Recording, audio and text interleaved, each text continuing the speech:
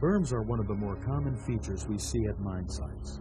As we travel around the mine property, we are accustomed to seeing berms along haul roads and at dump sites. It's a safety feature we take for granted because, well, berms just become part of the landscape. And besides, we all understand their function. Or do we? Let's take a closer look at the purpose of berms.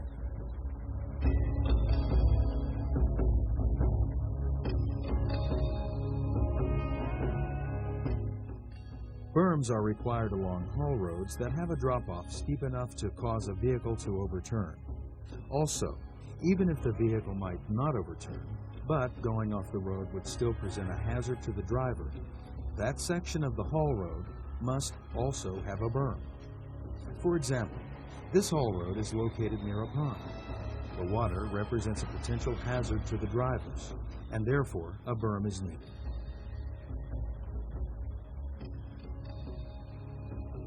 Another place berms are required on mine property is at dumping locations or dump sites. We'll talk about dump sites a little later. But first, a question. How high must a berm be? It's probably fair to say that most of us know that berms must be mid-axle high. And mid-axle high means the axle height of the largest piece of equipment that travels the roadway. For example, at this mine, we have a truck that has a mid-axle height of 3 feet and a truck that has a mid-axle height of 6 feet. The berms at this mine need to be at least 6 feet high on all the roads that the truck with the 6-foot mid-axle height travels on. The berm on the upper road is 3 feet high. Therefore, only vehicles with a mid-axle height of 3 feet or less can use it. If the large haul trucks need to use the upper road, the berm would have to be raised to 6 feet high. You can also find the requirements for berms in the Code of Federal Regulations. Now that we have the criteria for berm height established, let's talk about one of the most dangerous misconceptions there is about berms.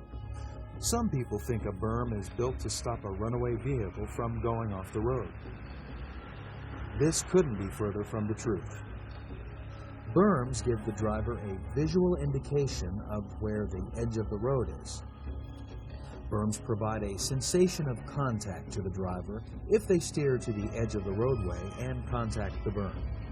A berm provides some restraint to the vehicle, giving drivers an opportunity to regain control and keep the vehicle from leaving the roadway.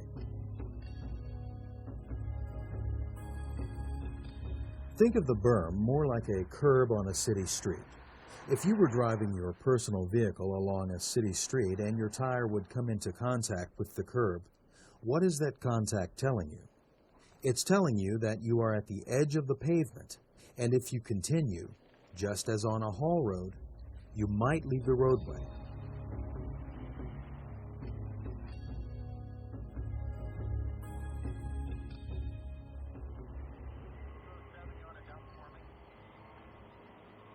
Another place berms are required on mine property is at dumping locations where there is a potential that a vehicle could overturn by going over the edge of the dump site. Have you heard that berms are constructed to prevent haulage vehicles from going over the edge of the dump site? If you have, don't believe it. The berms at dump sites give drivers a visual indication of where the edge is and where to dump. Many drivers continue backing until they feel their tires contact the berm. This is not a good safety practice. The truck should stop before the tires ever come in contact with the berm.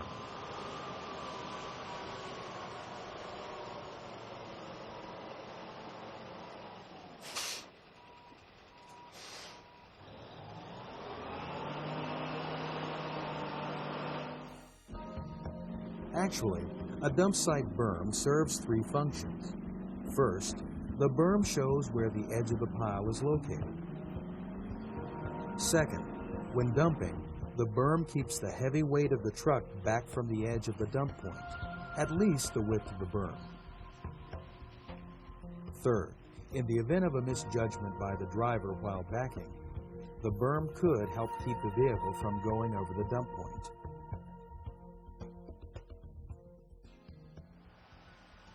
Remember, It doesn't matter that a berm is constructed from earthen material or large boulders. The purpose of the berm is to show you the edge of the haul road or dump site.